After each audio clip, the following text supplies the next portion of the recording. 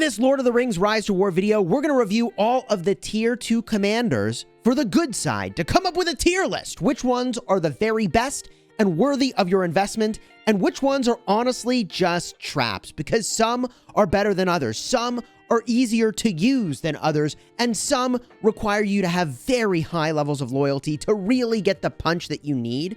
So stick around in this video to find out which ones are the very best.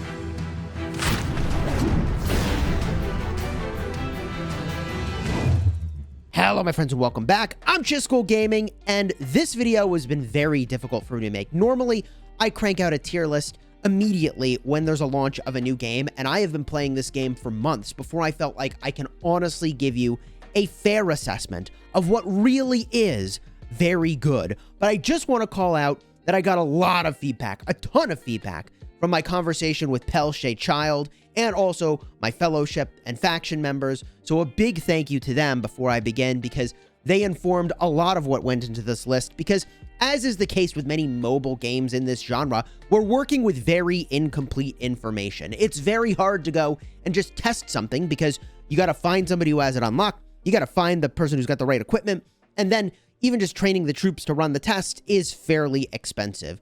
So this has been a collection of information for a long period of time, and I'll just kick things off by saying at S tier, the very best commander for tier 2, in my opinion, and there will be people who disagree with this, is going to be Theoden. Theoden is the #1 tier 2 good commander, and why do I say that? Man, his kit is just so easy to understand. It's just so easy to build Theoden, roll your face on the keyboard, and collect victories. And the thing about Theoden is that his victories are usually strong, but not like completely insane, right? He's got sustain, he's got good damage, he's leaning heavily on the strength of cavalry and Rohirrim. Also, he boosts the amount of damage that they're dealing and their freaking health. I mean, he does a lot of things. Oh, by the way, he clears debuffs. Oh, by the way, he is a commander, also gains initiative. So getting able to act first is kind of a big deal. Grants himself a lot of speed. Theoden is just so easy to use, and cavalry are fast, which is nice on the battlefield. So stack a bunch of cavs on Theoden, stack a bunch of speed in his equipment, and I'm oversimplifying how easy it is to use him against both good and evil, but like, you just do that and collect your victories, and it's really straightforward. And I know that sounds like, again, I'm overrating him perhaps, because most people would have expected that the #1 commander was going to be Gandalf. It's not. I would say Gandalf is #2. Now, why would I say Gandalf is #2? I would say that Theoden, again, is going to have losses sometimes, but usually not catastrophic losses. And I would say that Gandalf has a few hard counters to what he's doing that are just really savage, that in the early game, you think, oh my god, I got a Gandalf, I can beat anything, until people realize how you beat him, which is with very high damage commanders. Dude, I will destroy any Gandalf with my Eomer, and I'm going to talk about that in a little bit, because I just recommended Theoden over Eomer, because Theoden also beats Gandalf, just not by as much. So again, Theoden as a commander I really like, because he's so easy to use. Gandalf also is very strong. He is good against evil. And by the way, I really should have mentioned at the start, I'm playing on a role play server for Season 2. So the reason that that's important is that good commanders and troops are all that I can use. Evil commanders and troops are all with evil. There's a non-roleplay view of the world that that kind of crits my soul a little bit, to think about Legolas with Mama kills in the same army working together, but that's a thing, and that's not what we're talking about in this tier list, just to be clear. So Gandalf does a number of things that's strong. He is strong against evil for reducing the burn damage that you take, and obviously the damage to orcs or Achaean trolls. This requires a higher level of loyalty to unlock, but even at his lower levels of loyalty, he's very strong. And if you're fighting good, then you may not even dabble into White Council at all. Now, some people will sort of advocate that you should, but that's a separate conversation entirely. Gandalf is a very easy commander to use. You throw him into a large stack of enemies, and unlike a high damage commander who will kill the first enemy on the stack, unlock the second enemy on the stack and start fighting them and get wrecked by them, Gandalf is a good commander to kind of run into something, and you'll take the enemy down a fair amount, and because he has so much healing potential and damage avoidance potential. It's not going to go too sideways, probably, unless you run into a high damage commander. Then it can go sideways. But for the most part, it's a very, very safe commander to throw into a large stack of enemies, weaken them a little bit, bring them back, do it again, and you're not too worried about a heavy loss. Also for defending, he's really, really great because you can really moderate your amount of losses and kind of stall out the enemy for a long period of time using a commander like Gandalf, very intelligently guarding behind something like a tunnel or a crossing, okay? So Gandalf, I think, is very strong. For taking tiles in the early game, he's probably the #1 commander, and even though I think Theoden is really OP, I will still say that Gandalf is probably the better commander to start with in a new season because of how ridiculously good he is for taking tiles and reducing the losses you have when you go and do so. Now, the final commander I have at the S tier is going to be Éomer, and Éomer is a DPS monster, damage per second. He runs in and he will crush stuff, and I like that about Éomer. I don't think that his troop-related build, where you go in on healing, is very good. I originally, in my Éomer guide, thought that, oh, you know, he's like a better version of Éowyn, but I think he's actually very different. I would not build Éomer for having a sustainy cavalry march. He has that option, but I did not find it to be very good. What I have found to be very good is the full damage, swing for the fences, hit a home run or get pwned, all-in damage build, and that, leaning heavily on Edig, Rohirrim, and Marshal of the Mark, has worked very well for me. But why didn't I give him a rating above Theoden? I think that Éomer is much harder to use. You have battles that will go sideways, and it's just like, dude, I got wrecked. Or you smash into a stack of enemies, and you'll kill the first enemy and have a great trade.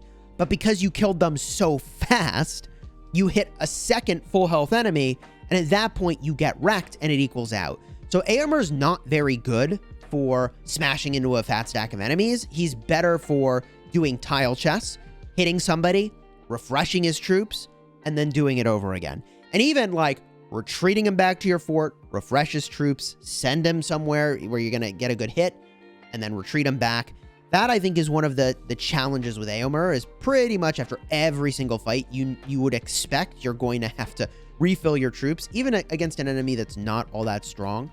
And right now I'm playing Gondor, and using the Swan Knights with him is really great for this all-in damage build. It actually works out pretty well. Now, a cut below Theoden and Éomer and Gandalf is going to be 3 commanders that are very popular: Legolas, Gimli, and also Arwen. And I would say Arwen is very, very much at the tail end of what I would consider to be A tier. And I might even bump her down because I'm starting to question what I'm doing with my Arwen. But what do these commanders do?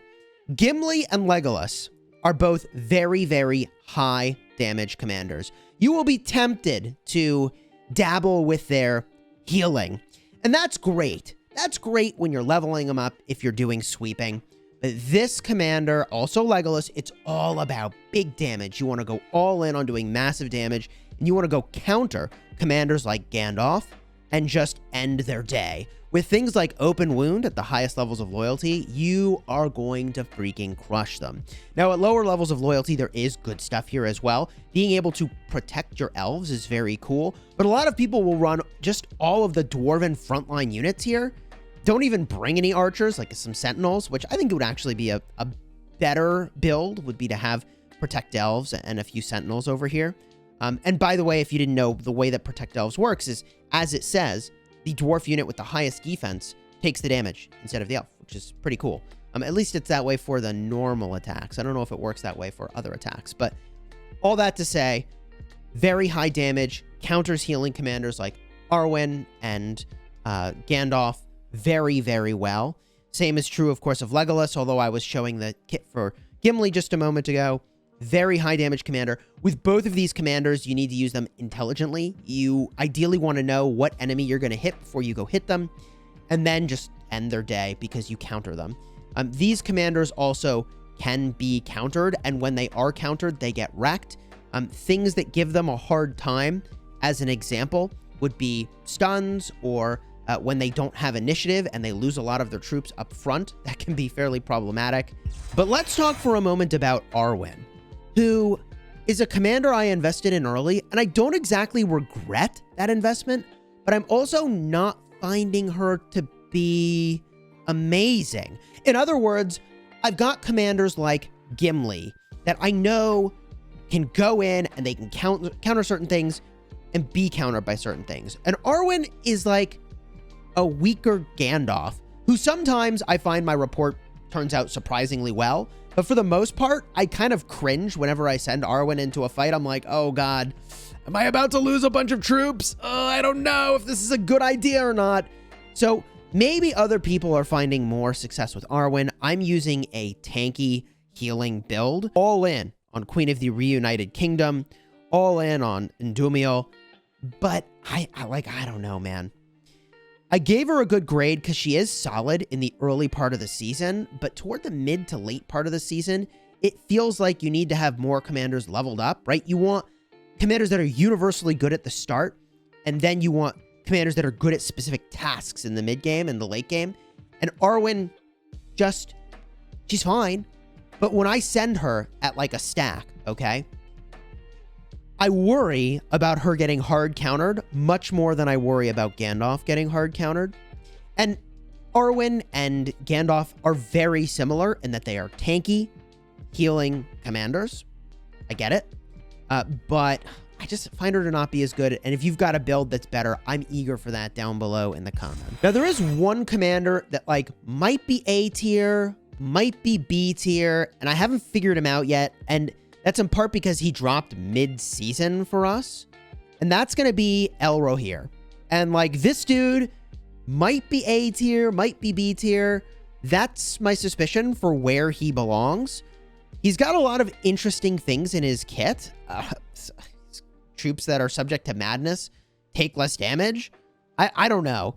I'm eager to see test results with him, but literally I have not encountered a single report, not one, in our server of somebody using this commander other than for pathing. So I'm eager to see the results. I've got that prediction for you for where he'll land. And let's now cover the solidly B tier commanders, which is going to include Aragorn. It's going to include Eladin, and it's also going to include Balin. First, let's talk about Aragorn, who you can get him for $1, okay, at the start of the game if you're playing good. And the thing that's a little bit weird is like he just doesn't have any healing. So he's a glass cannon commander that's given to players before they really know how to use a glass cannon commander. The trades are kind of rough when you don't know what you're doing. And I still am curious about unlocking his highest level of loyalty. Having the extra initiative during combat sounds really good. Having the men stun immunity sounds really good against evil. I think at higher levels of loyalty, he could be good against evil. I haven't used him there, and I also haven't seen it this season. And I mention that because we have fought evil like all season. So if there was a commander who was like doing really well, like I feel like somebody would have figured it out and have said something about like, dude, you've got to be using this. It's so good. I haven't heard any of that. So again, if that's a thing that you've found a lot of success in, leave a comment. I rate him as a high B, but not quite A tier. And then the next commander I want to talk about here is Balin. And Balin is kind of like a worse Gimli, okay? Or a better Ori, depending on how you want to look at it. He's got some healing and sustain over here, but this commander is, I think, optimally used at higher levels of respect, and then going in on an all-damage build. I think that's probably the case. So I haven't personally used him, and I also haven't heard a lot about him being particularly good. Maybe that's because everybody knows Gimli, and they're like, woohoo, Gimli, and they're all going for Gimli. I mean, the fanboying and fangirling, it could be real, okay? But I just haven't seen that many people with glowing reviews of this commander. And you know, like I said, we only have so many data points. So if you've got some stuff that you want to share about that, definitely let me know in the comments. I will add one last thing, though, about him, which is that very early on, he's got a counter to healing, which is kind of a big deal for fighting Gandalf. But there's a mix of his kit here. Like, the counter to healing is good against Gandalf, but then the top end of his kit is about burn damage, which is against evil. So I don't know. I've got mixed feelings about him. Eladin also is a commander I have mixed feelings about. You get him in Season 2, and the problem is that he's another Cav commander. Well, Cav are really expensive. You only get 1 or 2. I'm using 2. I can't maintain that. So the problem here is, now that you've already had Season 1, you're going to roll into Season 2 and pick a brand new commander to go invest in? I don't know about that, but I do think he's good. Now, I don't think he's better than Eomer, and I don't think he's better than Theoden, who you probably would have picked from Season 1, so I wouldn't go out of my way to go invest in this commander. The other thing I'll say that's a downside is you want him ideally at higher levels of loyalty, and you get Elven Rider, which is great when the army includes allied Elven mounted units. Well, there's only one allied Elven mounted unit right now, and that's only good against large units. So basically, if you're fighting evil and you think you're going to do that all season, I think that he actually could be really cool.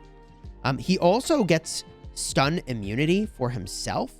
Okay, I'd rather kind of have it for all the troops too, right? He gives himself stun immunity, but then doesn't do anything to manipulate the enemy's ability to do what they're doing and their game plan. So I think he just has a lot of potential. I think he's interesting, but the time that he arrives is really kind of tragic.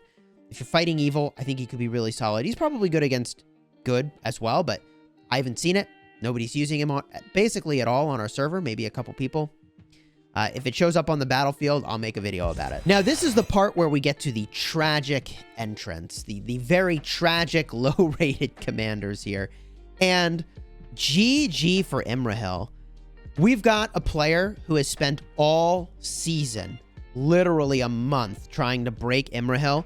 We are in Gondor, okay? And the Swan Knights get extra benefit with Gondor. And he could not find a way to make this commander work. It is tragic. I'd rate him a C.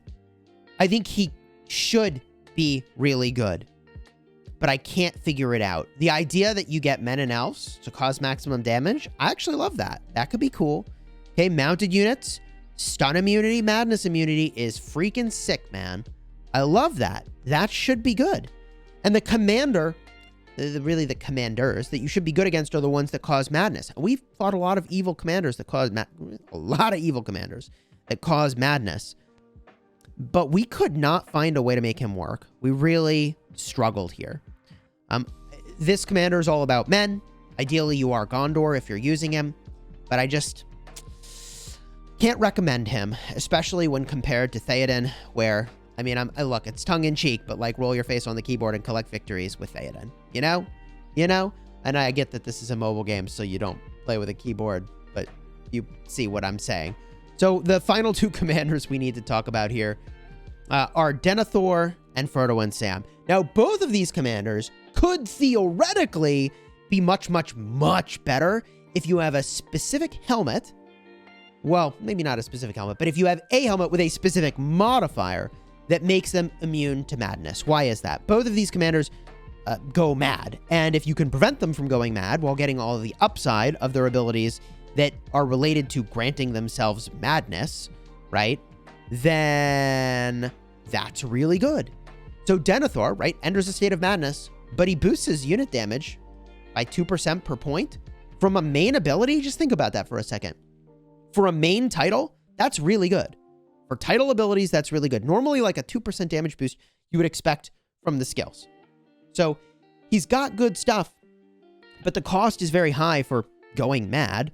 But if you have that madness immunity, he could be pretty strong. He's also the only good side commander with burn damage. So I think there might be something here. I made a detailed video about who should you pick. Is it Denethor or is it Frodo and Sam? I'll have a card up in the top if you want to go check that out. And I also made a video about Frodo and Sam countering the Witch King. In that video, I'll have the card up in the top. You can watch all of these videos at the very end. You can tap the little info button. It'll take you to those videos. But the thing that's weird about this commander is that also his best ability is right over here, Ring of Terror. The first 2 rounds against the enemy commander and their units, chance of afflicting madness. Man, oh man, if you hit a unit that has been granted Convener by like Gandalf, that's initiative and double strike, or by the Witch King, initiative and double strike, and they hit their own army with that, oh my god, it's just so catastrophic, man. But this is not a commander where like you just sort of roll up and collect victories like Theoden.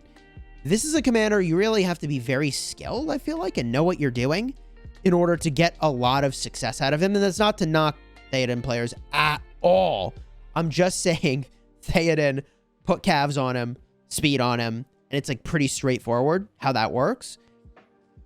This commander, I mean, if he was easy to use and he was broken, a lot of people will be talking about it. That's just not the case. People aren't talking about how good he is. They're talking about how bad he is. And in fact, for a long time, the recommendation, I think, overall, has been to just ditch the respect items for these commanders and turn them in for vouchers that you can get some other commander. I don't know. I'm really eager to see somebody break this combo, but it's not going to be me, and it's not going to be this season. So hopefully we see a little bit more play with these guys to figure out if with a Madness Immunity helmet it does well. But I give both Denethor and Frodo and Sam the D tier. And that's the tier list. I think that overall, the thing to keep in mind is that certain commanders are good in certain situations. They counter certain things and are countered by other things. And if you've got a Theoden counter, please leave a comment with that. We couldn't find that anywhere, not in Discord, not in Reddit, not in anywhere on the internet. Has somebody listed a clean, easy counter to Theoden, which is, again, part of the reason why I'm like, look, just... Someone left a comment on one of my videos. I'll end on this note. And they said, you know, I was investing in Aomer. I got the full letter unlock. I was so excited. I was like, look at me go. I'm using Aomer. And their comment was, imagine investing in Aomer instead of Theoden. And I didn't know what I was doing at the time, you know? I was still young to the game in the grand scheme of things. It's not like I used all these commanders and I was like, well, obviously. It's not like I had fought lots of Theodens and had known, oh, well, obviously. And really only by season 2 are people skilled enough in the game that you see a lot of the metagame really emerge. I mean, season 1 is just about activity, and season 2 is where, I mean, it's not to say that skilled players don't dominate in season 1, but man, when I was doing season 1, people didn't know what they were doing. So anyways, if you enjoyed this video, throw a like on here, consider subscribing. I've also got a tier list for the tier 1 commanders. If you want to check that out, I'll have a card up in the top, and you will observe that I didn't really talk about the unique items very much at all in this video, because for the most part, I don't think they're all that consequential in the operation of the commander. There are, however, 2 or 3 commanders where I guess that's worth mentioning. One is Aomer. You get a pretty massive boost from his weapon over here. There's just one problem. You have to roll Rohan in order to unlock it. You have to play a season of Rohan, which, like, GG. I play with a big group. We're never going to be able to all fit into Rohan. I don't think we would ever pick it. So I'm basically never getting that weapon. I might instead go for Gimli's weapon at some point. This also is one of those things that changes the way the commander operates. Specifically, gaining pursuit is something you won't value until you fight a bunch of commanders that are evading you, and like then you really want pursuit and you're like, oh, that's so good on him. Okay, it's something you only come to appreciate once you're like, yeah, I didn't until I was a season and a half into the game. Okay, and then the last one that I'll talk about, although I've not seen a single one of these, is Evenstar. Manish units with the highest defense absorbs normal attacks that are directed at elves, right? So it's a version of Protect Elves, but not dwarves protecting elves, but men protecting elves, which Cataphracts, baby. Cataphracts taking that damage actually sounds really cool to me. That actually sounds really, really cool to me. But for the most part, these Respect 10 items are so hard to obtain that, like, dude, just most people will never get there. I dolphin, you know, I don't quite whale, I dolphin. I'm spending, yeah, probably $500 or $600 on this account. And like, I'm still pretty far off. I probably spent more than that. I probably don't realize how much I've spent, but that's maybe a good note to end the video on. Until next time, you have fun, smashing your enemies, subscribe, leave a comment, and look, if the tier list isn't perfect, let me know what you would change down below in the comments.